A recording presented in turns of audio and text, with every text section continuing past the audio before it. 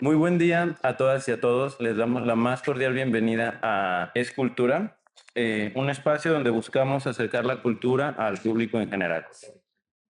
El día de hoy vamos a iniciar este gran proyecto con unas personas increíbles, súper inteligentes, que tengo el placer de recibir en este espacio. Vamos a abordar el derecho a la salud y el libre desarrollo de la personalidad. Y me gustaría invitar a cada una de estas personas a que de manera muy breve nos platiquen un poco de quiénes son. Hola, ¿qué tal, David? Buenos días, muchísimas gracias por la invitación. Antes que otra cosa, igual agradecer a mis compañeros la presencia. Importante estar aquí en este foro para platicar de derechos humanos. Me presento, yo soy Hugo Rodríguez, soy estudiante del doctorado en Derechos Humanos en el Centro Universitario de Tonalá, y adicionalmente a esto, pues me he dedicado todo ese tiempo después de graduarme como abogado a ser abogado litigante. Quiere decir, pues ahora sí que defender causas ante los tribunales. Y pues antes que otra cosa, pues, gracias por la invitación. Hola, buen día. Pues yo también, en seguimiento a lo que comenta Hugo, agradecerte el espacio. Sabemos que estás iniciando este gran proyecto y también desearte todo el éxito, pero además pues súper contenta de compartir con mis compañeros, con mi compañera que, como bien lo dijiste, son brillantes. Mi nombre es Deyanira Romero, yo soy estudiante del doctorado en Derechos Humanos, soy licenciada en Psicología y profesora en la Universidad de Guadalajara, y pues súper feliz de estar aquí con ustedes. Bueno, buenos días a todas y a todos. Gracias, David, por la invitación y a mis compañeras y con mi compañero Hugo, pues también es un gusto estar con ustedes compartiendo este espacio. Yo soy Francisco Ramírez, también soy estudiante del doctorado en Derechos Humanos del Centro Universitario de Tonalá y soy profesor de la Universidad de Guadalajara. Muchas gracias, David, por el espacio y qué orgullo y qué responsabilidad iniciar nosotros con tu proyecto, o sea, como invitados aquí. Y así como dicen mis compañeros, también soy estudiante del doctorado en Derechos Humanos, Katia Rábago, me llamo, y también soy maestra en gerontología y bueno, me he dedicado en la universidad a trabajar o a investigar temas relacionados con el envejecimiento y la vejez. Wow. Pues increíble la presentación de todas y todos ustedes. Para iniciar, me gustaría, desde su perspectiva, ¿qué es el derecho a la salud mental o qué consideran ustedes que es el derecho a la salud mental? Si es un derecho universal, si se ejerce como derecho universal y por qué sí o por qué no. Bueno, pues hay que recordar antes que otra cosa que todos los derechos humanos son universales. Específicamente hablando del derecho a la salud, aquí tenemos dos especialistas en las áreas de la salud. Pero bueno, desde la óptica del derecho, el doctor Francisco no me dejará mentir, pues el derecho a la salud mental es un derecho con un reconocimiento hasta cierto punto reciente por este cambio de conciencia donde la sociedad empieza a ser un poquito más consciente de las implicaciones que tiene el estrés, el tratar bien el estrés, el gestionar bien el estrés y todo este tipo de cuestiones que al final de cuentas terminan teniendo una repercusión en los aspectos físicos. Entonces, creo que sí, desde luego es un derecho universal y es un derecho al que de ahora en adelante hay que prestar especial atención, ¿no? Pues sí, justo lo que dice Hugo, ¿no? Todos los derechos son universales. Antes de llegar como al tema de la salud mental, me parece como súper importante primero que hablemos de manera general, ¿no? Del derecho a la salud, porque entonces la salud tiene muchas dimensiones y entonces una de las dimensiones pues, es la salud mental. Pero justo lo que dice Hugo es como de reciente reconocimiento, ¿no? Porque como que en el imaginario de la mayoría de las personas, o sea, si tú le preguntas a alguien, ¿qué es para ti salud? Lo primero que piensan las personas tienen que ver con cuestiones físicas, ¿no? O con las enfermedades, o con los tratamientos, o con ir a un médico, una médica, pero la mayoría de las personas no tienen dentro del concepto de salud cuestiones que tienen que ver con el bienestar mental.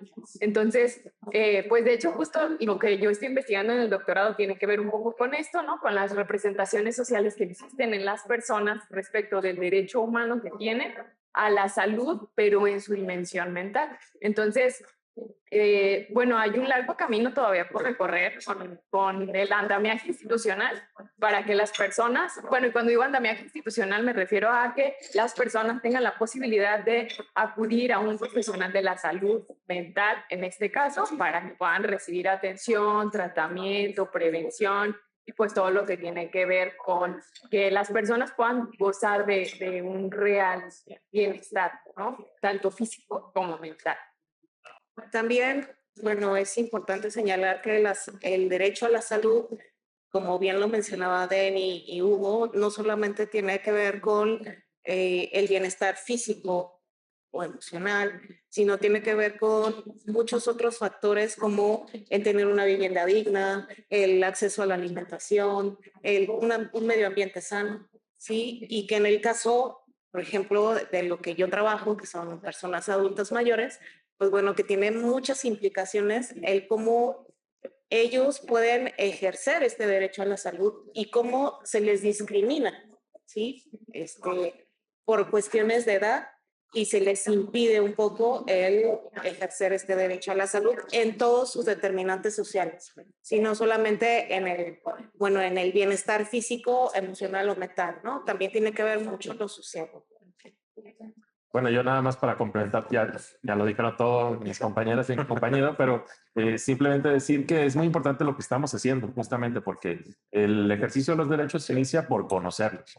Entonces, no basta con que estén escritos o con que exista alguien o alguna institución que se encargue de tutelarlos, sino que las personas tenemos que acercarnos a ellos primero a través del conocimiento.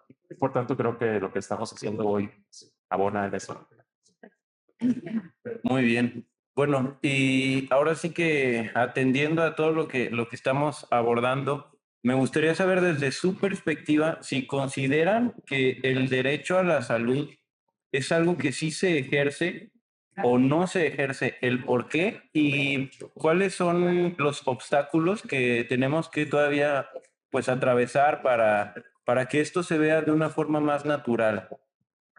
Bueno, pues yo creo que hay que recordar que el derecho a la salud es un derecho que está catalogado como parte de los derechos sociales y esto necesariamente nos obliga a pensar en las obligaciones que tiene el Estado a brindar la infraestructura adecuada para poder acceder a esta salud. Pero también un tema importante es el tema de la proactividad, ¿no? O sea, a veces todo le queremos exigir al gobierno cuando creo que una postura que debería cada vez ser más empática y más adoptada por la sociedad es el tema de ser proactivos en el tema de la salud, porque al final de cuentas muchas cuestiones de la salud dependen propiamente del sujeto, ¿no? No de factores externos, sino de pues, que si te alimentas correctamente, si haces ejercicios y cuidas tu salud mental, o sea, una serie de factores que no dependen de situaciones externas, pero que pues, el individuo tiene que ser el principal responsable en conjunción con las autoridades, ¿no? Que son las encargadas de brindar como esta infraestructura. Pues un poco haciendo eco a lo que comentó Francisco respecto de la importancia de conocer los derechos humanos, ¿no? Y lo que comenta Hugo de que de pronto queremos ser responsable al Estado de absolutamente todo lo que nos pasa y lo que no nos pasa. Pasa muchas cosas, ¿no? Pues el derecho a la salud tiene como implicaciones con otros derechos, ¿no? Por ejemplo, el derecho a que las personas se integren, a que se organicen, ¿no? La interacción social es súper importante en la vida de las personas porque somos seres sociales. Entonces, cuando las personas estamos por ejemplo, en una situación de aislamiento, ¿no? Que no hay esta relación con otras personas, entonces ponemos en juego muchas cosas, principalmente pues temas que tienen que ver con nuestra salud mental. Pero es bien complejo que podamos darnos cuenta de que algo está pasando, por ejemplo, cuando no tenemos ni siquiera conocimiento de cuestiones emocionales que puede estar viviendo una persona. Ahora, con esto no quiero decir que todas y todos nos volvamos profesionales de la salud mental, pero sí que, por ejemplo, las personas debemos ser mucho más empáticas, ¿no? Que debe haber mucho más empatía en las personas, que debe haber más solidaridad en las personas, que los derechos humanos son una cuestión que tenemos que alimentar todas las personas, que no va a haber leyes, ¿no? ¿Cómo es que se llaman los tratados internacionales que nos alcancen, ¿no? Para cuidar los derechos humanos, para resguardarlos, para proteger los derechos humanos, si como grupos sociales o como personas sociales no respetamos los derechos de las personas. Justo estábamos esta semana trabajando con adolescentes, hablando acerca del reconocimiento de derechos humanos, y yo les decía, es importante que conozcamos nuestros derechos humanos, no para que nos volvamos exigentes, o sea, sí cuando sea necesario, pero también para que sepamos respetar a las personas, para que podamos promover ambientes de no violencia, de paz, de cultura de paz. Entonces, sí hay una lucha que seguir, ¿no? Con el Estado para que se protejan los derechos, porque claro que hay un montón de deficiencias a nivel institucional, ¿no? Claro que los hospitales no son suficientes, que no hay un hospital, por ejemplo, para adolescencias, tampoco lo hay para adultos mayores, o sea, hay un hospital, ¿no? Como así Hay general, áreas específicas, no las hay para adolescentes, por ejemplo, pero de eso, o sea, como del bagaje que hay a nivel institucional, a la parte que nos toca, ¿no? Como personas y como desde la solidaridad o desde la empatía, pues también me parece que hay una lucha a la que también hay que abonar. Y bueno, abonando un poco a lo que ya menciona Hugo, sí, el Estado tiene, bueno, hay estas dos partes, ¿no? Lo que el Estado le corresponde hacer en pro de los derechos humanos. Y como ciudadanos somos sujetos de derecho, lo que tenemos que hacer nosotros para hacer valer y, bueno, cumplir estos derechos. Pero también encontramos que hay factores culturales que nos impiden llegar como a este conocimiento. Y este es un esfuerzo que estamos haciendo para que este conocimiento sobre derechos humanos llegue a las personas.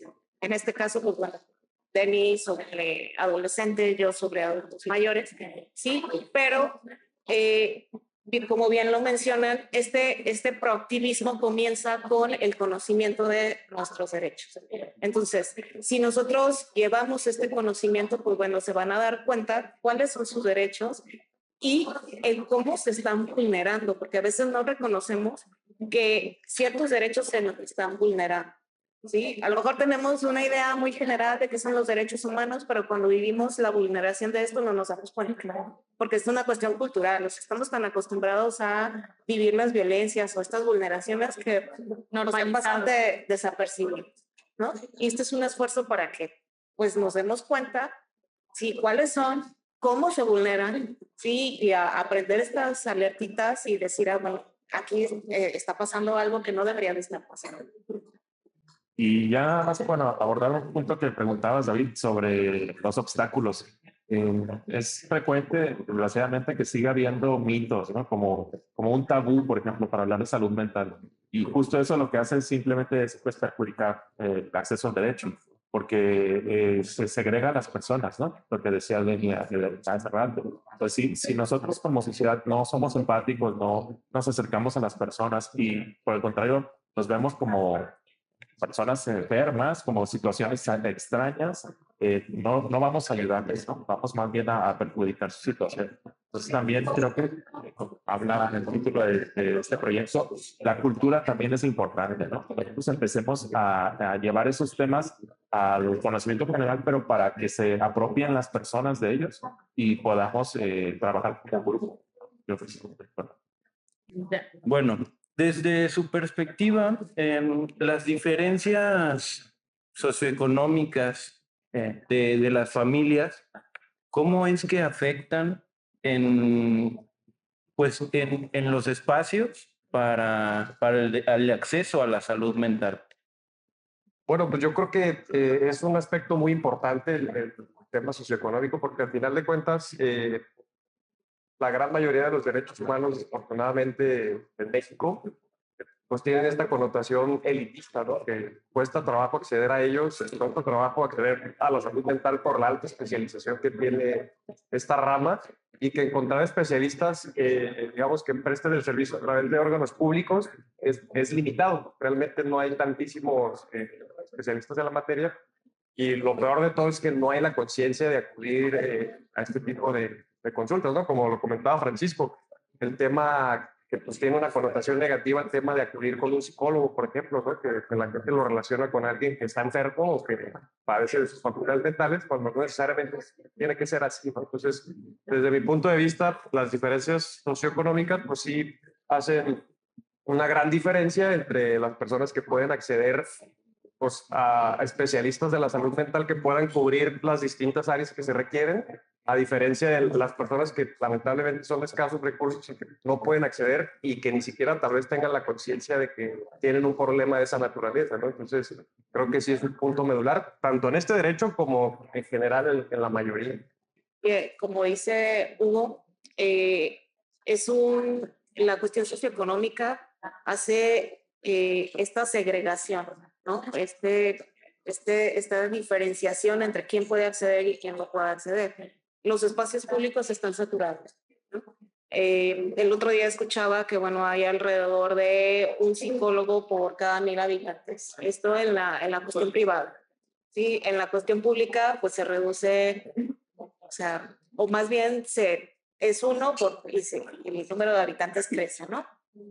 Entonces, quienes pueden tener acceso a la seguridad pública, pues es un problema el acceder a la salud mental, ya que las citas son muy espaciadas y el tiempo que tienen para ese momento es muy corto, ¿sí? Eso hablando del psicólogo.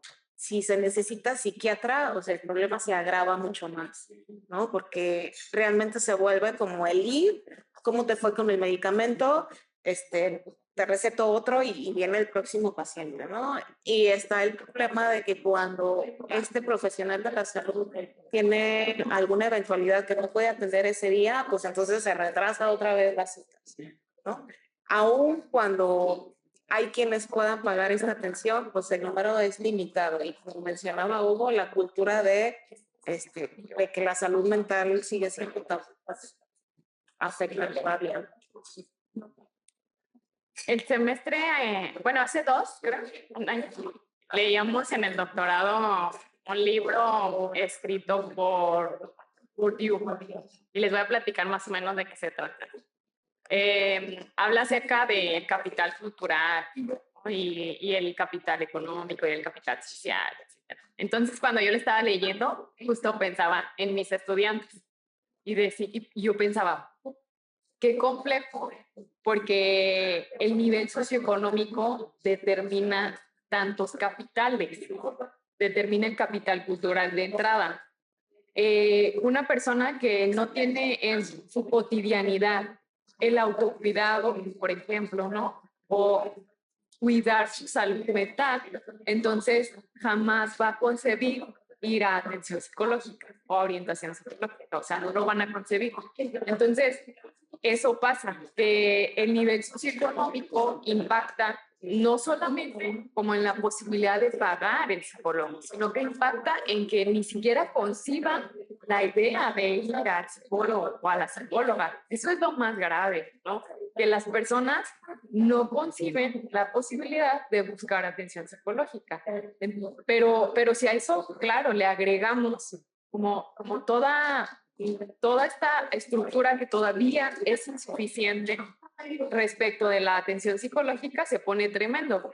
En la investigación que estoy haciendo en el doctorado, pues he estado como buscando qué tanto personal hay en los centros de salud, cuántas personas atienden, ¿no? Y entonces, en la localidad en donde yo estoy investigando, hay un centro de salud.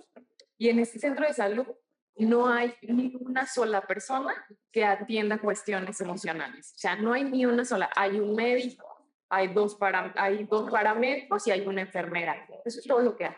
Entonces, cuando una persona tiene una crisis psicológica, lo único que pueden hacer es derivarla de manera inmediata, si se dice así, derivar, de manera inmediata al hospital de San Juan de Dios.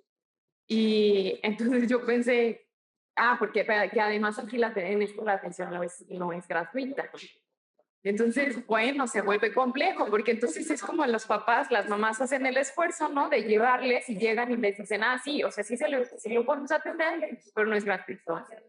Entonces es como, sí, y bueno, a lo mejor el nivel socioeconómico me dio para sí entender la problemática y sí decir, sí, sí lo voy a atender, pero no me dio para pagar. Claro, y justo por eso es que, bueno, cuando hablamos de derechos humanos, se vinculan con un proyecto de vida. Y el proyecto de vida está dentro de un entorno, ¿no? Entonces, desde luego que impacta el entorno socioeconómico. Y como se ha mencionado aquí por todos mis compañeros y compañeros, el Estado no puede, aunque tenga la obligación, no puede cubrirlo todo. Y entonces, pues sí, hay un déficit, ¿no? En el que, desgraciadamente, las personas más vulnerables son las que se les afecta más. Y bueno, a nivel teórico hemos discutido en algunas sesiones del doctorado sobre el costo de los derechos. Entonces, es un punto importante que a veces pasa desapercibido, pero está vinculada a la economía y con la situación, en este caso de la inversión de los derechos. Y claro que tiene desgraciadamente un impacto muchas veces negativo, ¿no?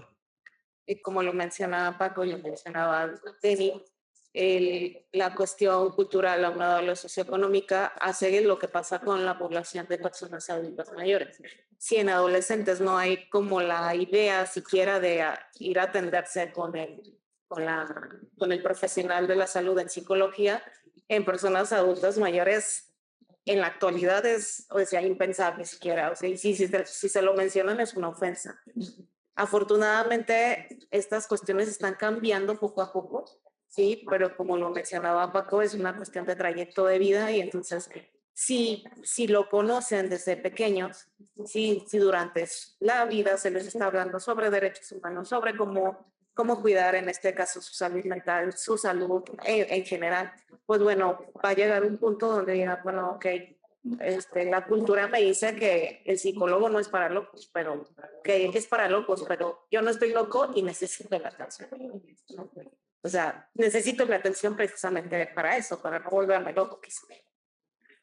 Me gustaría conocer desde su formación como abogados, como psicóloga, como médica, ¿cuál es el paso a seguir o qué consideran ustedes que es el paso a seguir para que en la sociedad se conciba la salud mental como algo universal, algo a lo cual todas las personas debemos tener acceso y que pues todos deberíamos frecuentar, perdón?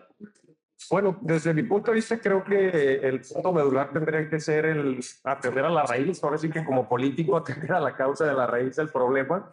Y desde mi punto de vista, tendría que ser en el desarrollo de estas capacidades en la sociedad, porque como lo han mencionado aquí en la mesa, o sea, el punto número uno es conocer que existe ese derecho humano, ¿no? Entonces, a partir de que se tiene ese conocimiento, este desarrollo de capacidades para saber cómo accionar este derecho humano, cómo protegerlo hacia uno mismo, siendo la parte de la productividad. Entonces creo que por ahí, desde el punto de vista, por ahí tendría que ser, ¿no?, el desarrollo de las capacidades de los ciudadanos para de esta manera poder concebir de otra manera el derecho a la salud mental y en ese sentido pues ir evolucionando, porque si no, si ese punto no se tiene, podrá haber el Estado, podrá tener los recursos y podrán tener las instituciones, pero estarán vacías, estarán mal atendidas o perderá el objetivo para el que se haya planteado, ¿no? Bueno, yo también como retomo, no es porque sea político, pero retomo la idea de Hugo, apropiándome de un lema que ya es un poco antiguo, pero creo que sigue vigente, de un político inglés, Tony Blair, que decía que la gran parte de los problemas sociales se resuelven con educación, educación y educación. Y creo que así sería el primer paso. Justo yo para seguir la idea de la educación, bueno, les platiqué al inicio que soy profesora en la Universidad de Guadalajara, en el sistema de educación media superior. Entonces, bueno, ahorita estamos próximos a implementar el nuevo bachillerato. Les había platicado, ¿no?, del nuevo bachillerato. Y bueno, cosas padres que vienen del nuevo bachillerato es que haya un departamento que tiene que ver con la educación socioemocional, que me pareció sumamente interesante, porque entonces, además de las clases que ya imparto, que tienen que ver con autoconocimiento y personalidad, diseño de plan de vida, pues también ya va a haber como una trayectoria de primero a sexto semestre que tendrá que ver con el acompañamiento a estudiantes de preparatoria y que va a formar parte de la currícula. Entonces, a mí me parece que este también es un esfuerzo que va encaminado justamente a esto que comentas, ¿no? Como cuál es el paso a seguir para la promoción, para la protección de los derechos humanos, pues los esfuerzos que hacemos ahora, estar socializando, ¿no? Los derechos humanos, cuáles son los derechos humanos, cuáles son las formas en las que puedes reconocer si hay violación, si hay vulneración de un derecho, pero además que la educación debe incidir de manera directa en las personas para que a las personas les empiece a parecer normal hablar de los derechos humanos, que les que si ven que algo está mal, lo puedan detectar, ¿no? Que lo puedan señalar, porque además a partir de que señalamos algo, pues entonces lo podemos transformar. Mientras no lo señalamos, mientras no lo reconocemos, forma parte de nuestra normalidad. Y entonces, pues precisamente eso es lo que nos ha venido afectando un montón en el no reconocimiento de los derechos, porque pasan un montón de cosas, las estamos normalizando y sigue pasando exactamente igual. Pero sí creo que, bueno, que sí está habiendo esfuerzos.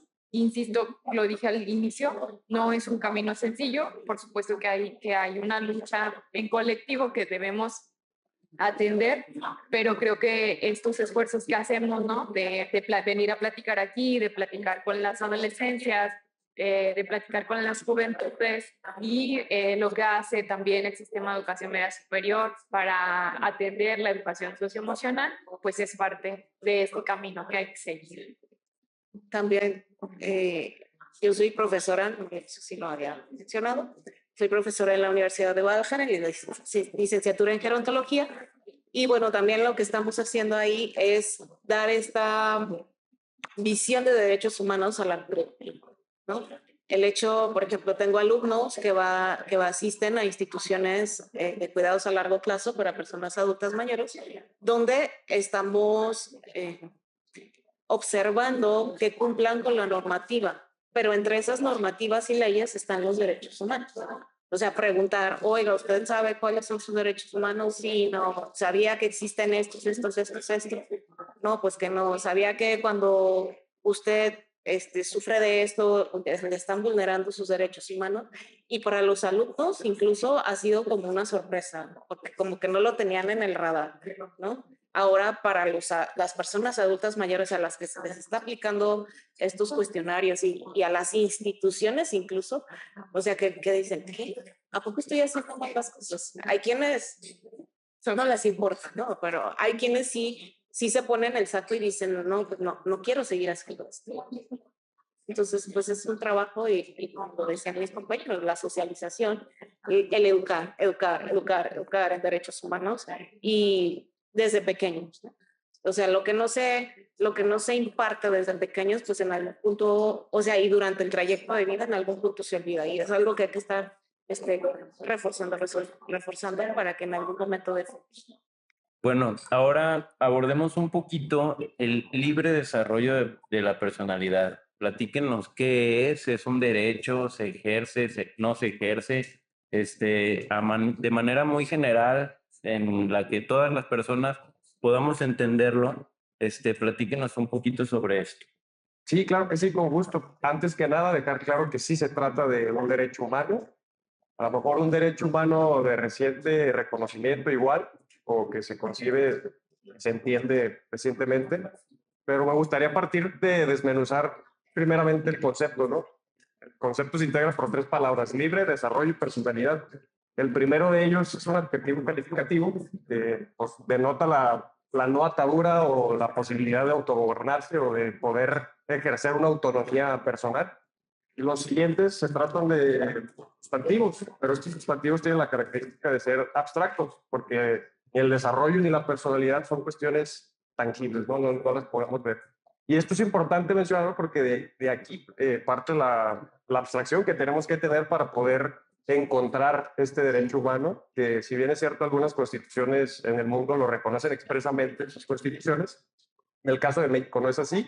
Sin embargo, se encuentra lo podemos encontrar realmente en la Constitución mexicana, pero en el contenido de diversos artículos, ¿no? Entonces, decimos pues que la libertad es lo que nos permite ser autónomos o lo que en teoría nos tendría que permitir ser autónomos. El desarrollo yo lo puedo identificar como un proceso de toma de decisiones donde las personas podrán tomar decisiones erradas, podrán tomar decisiones adecuadas dependiendo la óptica que se vea y que es parte de lo que irá forjando tu personalidad, que tu personalidad, no me dejará mentir aquí, Deni, si me echas la mano ahí con abundando un poco al respecto, pues se integran por los valores, creencias y cuestiones que se van adoptando o que se van adquiriendo con el paso del tiempo y con las experiencias que uno va adquiriendo y que al final de cuentas, como la clase que Deni da en la prepa, ¿no? O sea, el plan de vida, que es el eje central del desarrollo de la personalidad, nos va a permitir ir por todas estas etapas al punto de llegar a tener una conciencia e identificarnos y desarrollar nuestra identidad con algo que nosotros consideramos que es apropiado. Entonces,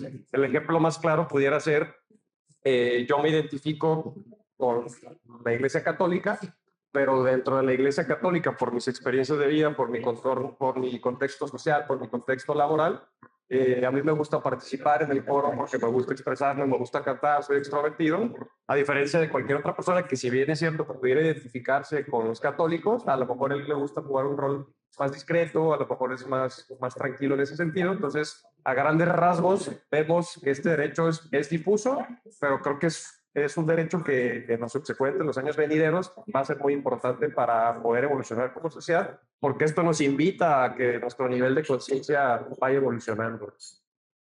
Sí. Yo agregaría, y bueno, está muy bien la explicación que dio Hugo, pero solo para dar un contexto más amplio, el desarrollo de los derechos normalmente se da a través de una ley, un tratado, una disposición, existe algo escrito.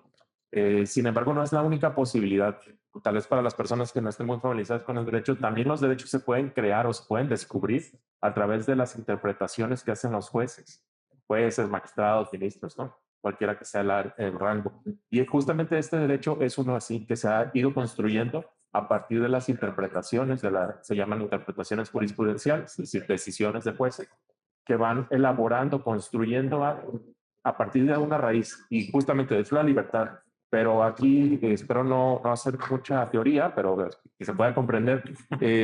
Los derechos humanos han ido evolucionando como un proceso histórico y justamente la libertad es básica para cualquier sociedad que se precie de ser democrática, ¿no?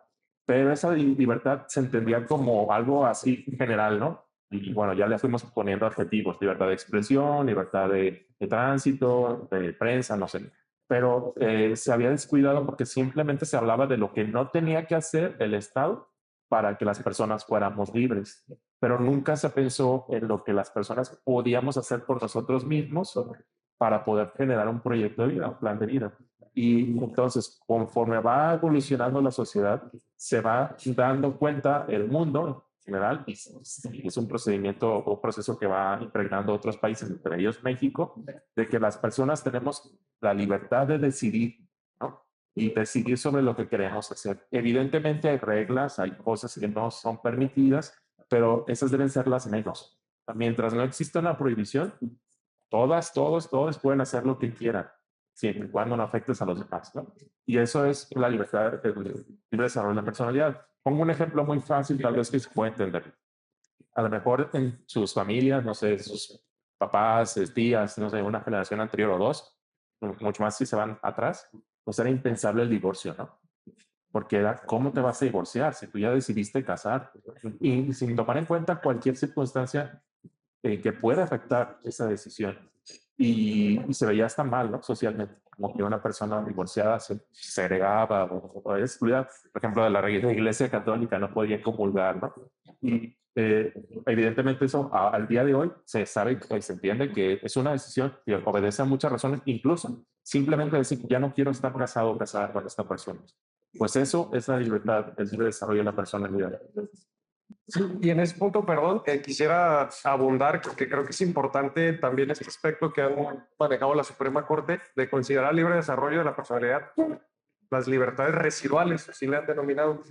Y esto habla un poquito del dinamismo del derecho. O sea, va tan rápido el derecho y no lo podemos detener que es imposible que vayamos en este catálogo de derechos que se reconocen en las constituciones, es imposible que vayamos distinguiendo cada uno de ellos y se van sumando poco a poco al punto de que con el libre desarrollo de la personalidad, los teóricos dicen, ¿sabes qué?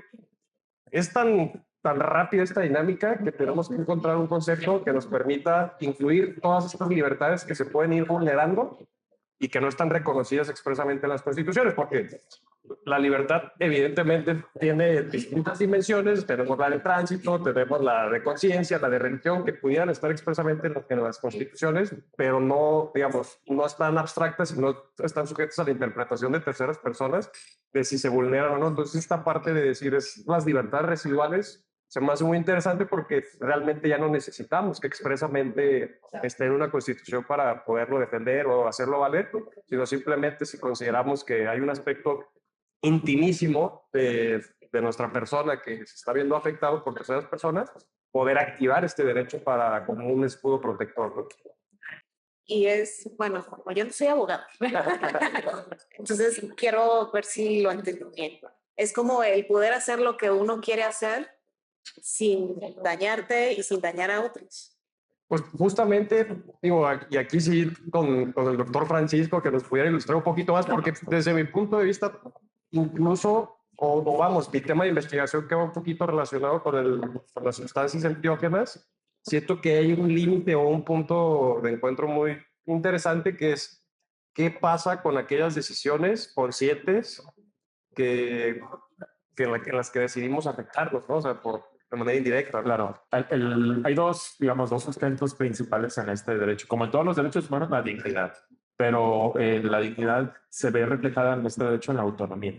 Entonces, la autonomía, lo dijo Hugo hace rato, es la capacidad que tenemos de autogobernarnos, que nadie nos diga qué hacer. ¿Sí? Sin embargo, como somos seres sociales, como explicó Denis, se establece un marco general mínimo para que las personas en nuestras interacciones no nos afectemos unos a otros.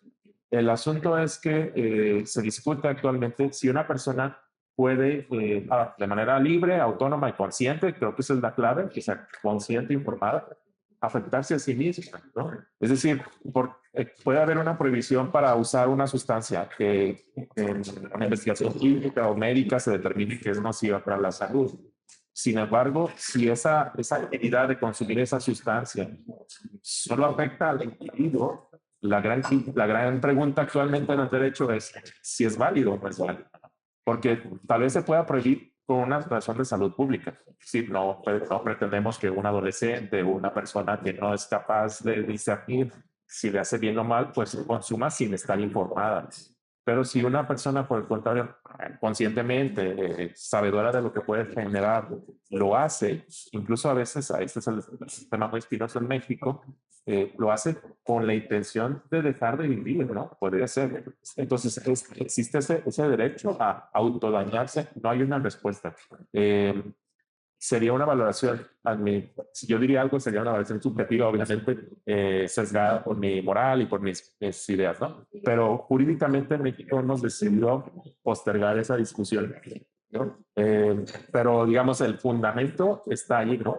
La autonomía es sí puedo decidir lo que yo quiera hacer, siempre y cuando no afecte a alguien más, ¿no? Claro. Y en temas, digamos, no tan espinosos, pues podría ser simplemente el hecho de decidir, no tenemos todos por qué hacer las mismas cosas, ¿no? O sea, si alguien quiere casarse, no se quiere casar, si alguien quiere tener hijos, no quiere tener hijos, si simplemente decide que tiene una preferencia sexual que no es la de la generalidad, pues eso es válido, ¿no?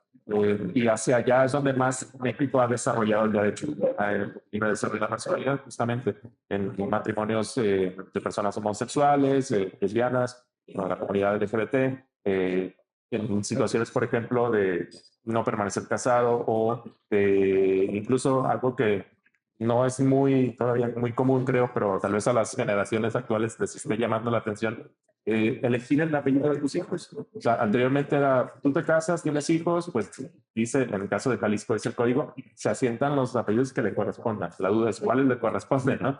Entonces, lo que está permitido actualmente en Jalisco es que la pareja elija el orden, los apellidos.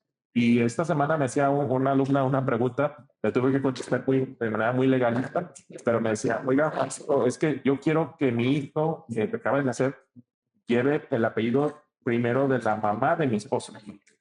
Pero le dije, pues sí, o sea, sí te entiendo, pero lo más probable es que te van a decir que no en el registro civil por esta interpretación que se tiene de primero la familia paterna, ¿no? Pero justamente hacia allá es donde van evolucionando los derechos y mi opinión sería que no habría ningún inconveniente en invertir incluso ese orden, ¿no?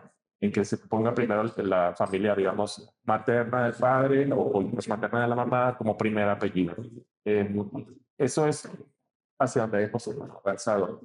También, ya para darle la voz a alguien más, es que el derecho está inmerso en una situación política específica. Y en México las decisiones que tomamos normalmente sí están muy cargadas de valores morales e incluso religiosos. Ajá, y eso afecta en la toma de decisiones. Y por lo tanto, en cómo se ejercen los derechos. Y que justo en esa parte tal vez pues todos tengamos responsabilidad compartida, ¿no? Porque la moral pues es una construcción de todos, ¿no? Y que justamente estos cambios de paradigma o estas rupturas, digamos, a la forma lineal tradicional de pensar, pues propician este tipo de conflictos que son los que nos ayudan a seguir evolucionando como sociedad, creo yo. Qué interesante, muchas gracias. Ya lo entendí. Sí. A mí me gustaría conocer qué opinan ustedes o cómo creen que ha afectado las creencias que se tienen en la sociedad mexicana, creencias tan arraigadas al libre desarrollo de la personalidad. Híjole, pues definitivamente esa es la cobija que estamos arrastrando, ¿no? Como sociedad. Y justamente la Suprema Corte, ahora tan golpeada en estos tiempos, vino a introducir o a volver una corte científica de punto científico cuando anteriormente no era así. Anteriormente era una corte muy positivista, si lo queremos ver así, es decir, que aplicaba la ley y la constitución de rajatabla. Y de un tiempo para acá han empezado a adoptar argumentos con sustento científico. Entonces, aquí es donde yo creo que el cambio realmente se empieza a notar, porque ya no, o sea, las cuestiones de las creencias, que son pues, cuestiones muy subjetivas ya de cada persona, empiezan a dejar de estar dispersas, ¿no? Empiezan a encontrar un punto concreto, inamovible, que es el respaldo científico, ¿no? Entonces, creo yo que a medida de que se vaya construyendo de la mano de la ciencia, creo que la sociedad podrá tener un mayor convencimiento ciencia a través de los conceptos, ¿no? Partiendo de entender lo que es, porque, insisto, o sea, esa parte creo que es medular para que la sociedad vaya desarrollándose. Pero bueno, eso es lo que tendré que decir. Estábamos mencionando hace un rato que todos los derechos se conectan. No podemos como hablar de un derecho sin mencionar que hablamos también de otro derecho. Y justo el otro día estábamos platicando al respecto, bueno, creo que fue en la clase, no recuerdo bien, pero platicábamos acerca de que en estos días, que hace poco que recientemente la Cámara de Diputadas y Diputados del Congreso local aprobó la legalización de la interrupción del embarazo aquí en Jalisco, que había personas afuera rezando para que pasara algo que deseaban con mucha fe. Y entonces pienso, claro, en el derecho a decidir sobre su propio cuerpo, pero también en el derecho al libre desarrollo de la personalidad, que también lo atraviesa. Y entonces, pues pienso, es que las personas tenemos derecho al libre desarrollo de nuestra personalidad y, claro, a decidir sobre nuestro propio cuerpo. Pero está esta ola de personas que por sus creencias religiosas, ¿no? Por los esquemas de pensamiento que han perpetuado durante muchas generaciones en nuestro país y en muchos otros países, no solamente en México. Ahora me acordé de nuestro México extranjero que luego se enoja porque ponemos de ejemplo a Europa y cuando en realidad, pues en México pasan cosas muy interesantes en cuestiones de derechos humanos. Pues el asunto es que las creencias justo de estas personas pues han generado una tensión bien fuerte, ¿no? O sea, la tensión, por ejemplo, en la Cámara de Diputadas y Diputados para que se pudiera aprobar esta ley.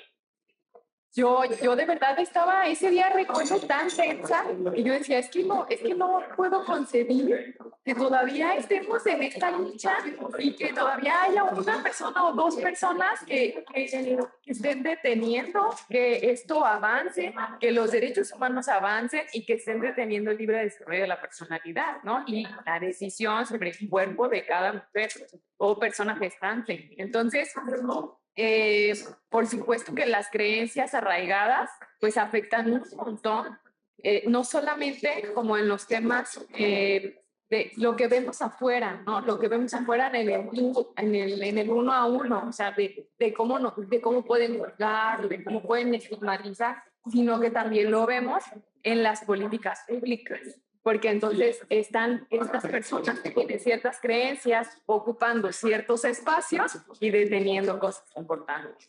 Al final creo que es una cuestión de libre desarrollo de la personalidad, de entender que yo puedo, o sea, creer, yo puedo hacer lo que, bueno, considere mejor para mí, pero al mismo tiempo respetar lo que él o lo que el otro considera mejor para él.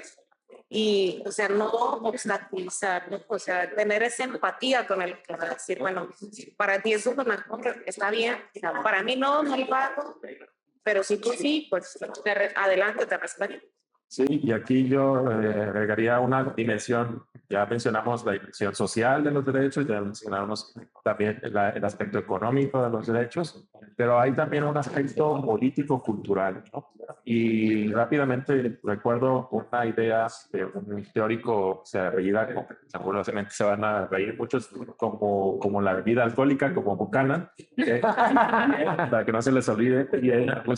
Entonces, él decía que actualmente, bueno, a partir de los 80 más o menos identificado, se llama la public choice, que es que los políticos maximizan las decisiones para ganar votos. Entonces, resulta que, desgraciadamente, el avance de los derechos también depende de si una decisión favorece o no el que alguien gane votos. Y eso significa que los derechos evolucionan también en un ámbito político. Si es conveniente, adelante, vamos a impulsar esto. Si no, espérate, no lo menciones. Hay que, no estamos listos, ¿no? Se dice eso. ¿No? La sociedad no está preparada, como si ellos supieran realmente qué grado de madurez tiene la sociedad. Entonces, el asunto es, lo dijo Denny hace rato, depende del contexto sociopolítico en el que nos desarrollemos o vivamos, estamos presentes, es como se puede ver en la evolución de los derechos. Evidentemente el caso más sonado, más conocido para nosotros como contraste es el Medio Oriente. O sea, ahí vemos, y digamos, si México tiene un desarrollo no tan avanzado en los derechos humanos, pues como que algunos dicen, pero mira Medio Oriente, ¿no? Está peor. No se trata de competir, ¿no? Sino solamente es poner como esa matiz, esa graduación de cómo van evolucionando.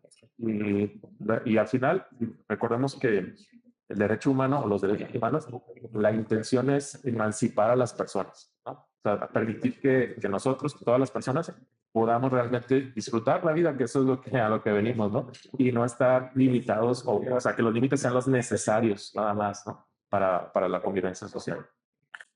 Muy bien. Híjole, pues me queda clarísimo que podríamos hablar horas y horas y horas sobre estos temas, la verdad, tan interesantes y más con personas que conocen tanto sobre los temas, pero sí me gustaría que desde la perspectiva personal cada uno me pudiera dar como una conclusión sobre el derecho a la salud mental y el libre al desarrollo de la personalidad, cómo se enlazan y con qué podrían concluir sobre estos dos temas, ¿no?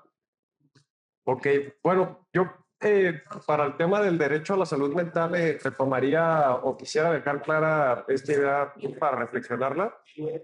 Las cifras son abrumadoras en cuanto a las causas o las enfermedades más modernas, digamos, que tienen que ver con el estrés y la ansiedad. Entonces, creo yo que puntualizar y poner muchísima atención en buscar herramientas que nos ayuden pues, a tener una salud mental saludable, vaya, que pudiera ser el concepto, es muy importante, porque al final de cuentas, la salud mental no nada más tiene que ver con aspectos de la psique, ¿no? También tiene que ver con aspectos físicos y variablemente están relacionados, ¿no? Si tú estás deprimido, pues tu cuerpo se va a manifestar de esa manera. Si tú no comes bien porque X razón, porque estás en esta búsqueda del desarrollo de tu personalidad, estás creyendo que, voy a inventar, ¿no? Hacer ayuno es lo que más te conviene, pues a lo mejor tu cuerpo, si no está preparado para ello, pues te va a pagar la factura, ¿no? Entonces creo yo que es importante poner atención en el estrés y en la ansiedad que existe actualmente, poderlas aprender desde la óptica de la salud mental y desde luego en qué se relacionan, pues justamente en eso, ¿no? En que tener un cuerpo sano y tener una mente sana nos va a ayudar a tener más claridad mental, a poder buscar los espacios, porque parte del libre desarrollo de la personalidad también está la decisión de con quién te juntas, a qué entornos vas, a qué entornos no vas. Entonces creo yo que a medida en que, digamos, tu estado de salud sea el óptimo en todos los sentidos, eso te va a dar muchísima más claridad para poder desenvolverte mejor y que tu plan de vida y que tus metas de vida se puedan lograr, ¿no? Un claro ejemplo que podría venirse a la mente es y que yo me pongo de ejemplo, cuando yo era más joven, o sea, a lo mejor el tema del alcohol y digamos, de los excesos, el tomar alcohol cuando eres joven, pues no ves los estragos o no ves las consecuencias de ello, ¿no? Pero conforme vas creciendo, vas madurando, pues te das dando cuenta que te desgasta, que tu salud no está en máximas condiciones y que esto te cobra una factura cara a la larga, ¿no? Y que te imposibilita a que si tú tenías un objetivo muy claro, por ejemplo, pudieras hacer el doctorado, alguien que tuviera un problema, por ejemplo, de salud mental o de alguna adicción, definitivamente creo que no podría llevar a cabo un doctorado, por ejemplo, ¿no? Sería prácticamente imposible por el nivel de compromisos que implica, ¿no? Entonces, creo yo que sí apostaría yo o exhortaría a todos a que esa es la llave, ¿no? Esa es la llave para que cumplas tus metas. ¿Cuáles son? Las que tú quieres, literal. Es la libertad que tú tienes y esa es la llavecita porque es lo que te va a permitir pues, tener la energía suficiente, tener la claridad suficiente y así que lograr ser Superman. Sí, voy a tomar la idea para tratar de seguir el hilo. Las personas somos tan diversas que puede haber un montón de estrategias o técnicas de autocuidado, ¿no? Y el concepto de salud tiene que ver con una cuestión de bienestar físico y mental. Entonces, somos tan diversas que de verdad las técnicas que podemos implementar para cuidar de nuestro cuerpo y de nuestra mente pueden ser tan variables como personas hay en el mundo. Y entonces me parece justo que eso es lo que tenemos que retomar, ¿no? La libertad que tenemos las personas para hacer lo que queramos hacer, que nos pueda producir un bienestar, siempre y cuando no afecte a otras personas. Y yo sí quisiera ser como muy clara con esto y que tampoco afecte la salud de la persona que lo está realizando. Porque sí, por supuesto que podemos encontrar una estrategia que de manera inmediata nos pueda bajar el estrés, pero a ver, esa estrategia te va a ayudar para que en lo próximo disminuyes el estrés o solamente estás utilizando como una vuelta, ¿no? O darle la vuelta a algo que te está causando un malestar, como el tema del alcohol, ¿no? Como el tema del uso de sustancias. Entonces, más bien es como hacer esta reflexión, porque por supuesto que tienes la libertad de hacer lo que te plazca, que te produzca bienestar, pero ¿qué tan productivo es elegir este tipo de acciones o este tipo de herramientas que te van a quitar el malestar un ratito y que después va a volver a hacer exactamente lo mismo? Más bien es un asunto como también de responsabilidad con una misma, ¿no? Con uno mismo. De qué quieres para tu vida, de retomar como tu proyecto de vida y pensar, pues, ¿qué quieres en el futuro de ti? ¿Quieres tener un trabajo estable? ¿Quieres estudiar? ¿Quieres tener una relación de pareja? ¿Quieres formar una familia? ¿No la quieres formar? Pero para cualquier cosa que tú decidas hacer, para cualquier meta que tú decidas emprender, que dijiste, bueno, en tanto tiempo voy a lograr ciertas cosas, entonces, pues a lo mejor podemos establecer como ciertas técnicas de autocuidado que nos ayuden a construir el camino que queremos. Y que en este camino que queremos, por supuesto, estemos rodeadas de las personas que nos hacen bien, elegidas por nosotras y por nosotros mismos y que le estén abonando a nuestro bienestar y a nuestro libre desarrollo como personas. Sí, yo voy a tratar de sumar las dos opiniones de Hugo y de Denny y vincularlas un poco de manera muy coloquial para que creo que se pueda entender, ¿no? seguramente todos, bueno, han escuchado o han utilizado la palabra o la expresión de estar al 100, ¿no? ¿Cómo estás? Estoy al 100. Bueno, pues si realmente quieres estar al 100, tienes que cubrir estas dos partes, ¿no? Estar bien de tu salud mental, evidentemente, y también saber hacia dónde quieres ir, ¿no? El desarrollo de la personalidad.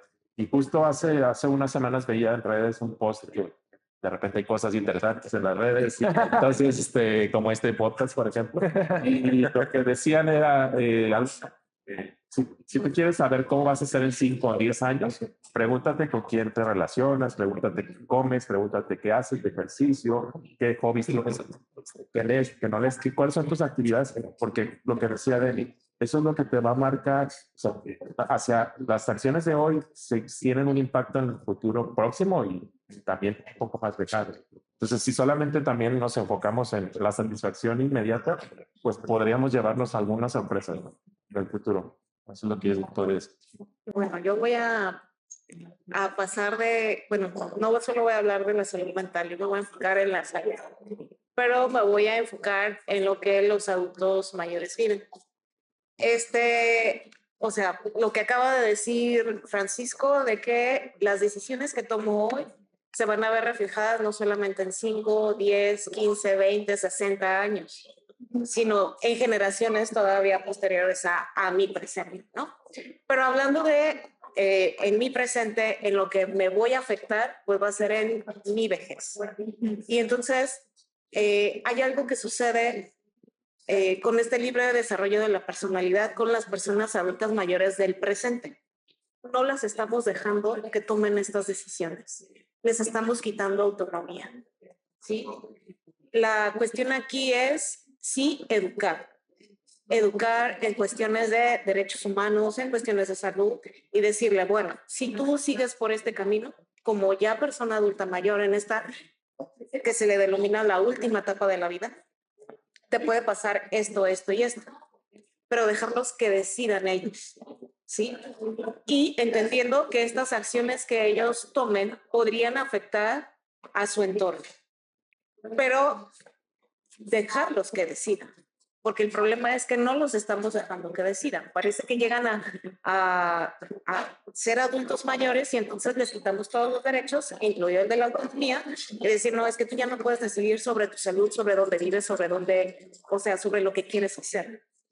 ¿Sí? Y estamos dejando estas decisiones en manos de personas que sí están muy allegados a ellos, pero que a veces no saben qué es lo que quieren hacer. Entonces, ¿cómo queremos que la persona adulta mayor se comporte de diferente manera si yo le estoy coartando sus derechos?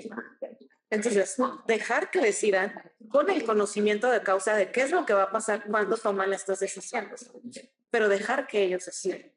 Sí, yo trabajo en estas instituciones donde vemos que se les deja abandonado. O sea, ya no te puedo yo atender, pero no te doy la posibilidad de elegir si tú quieres que traiga a alguien aquí a tu casa que te ayude con las labores.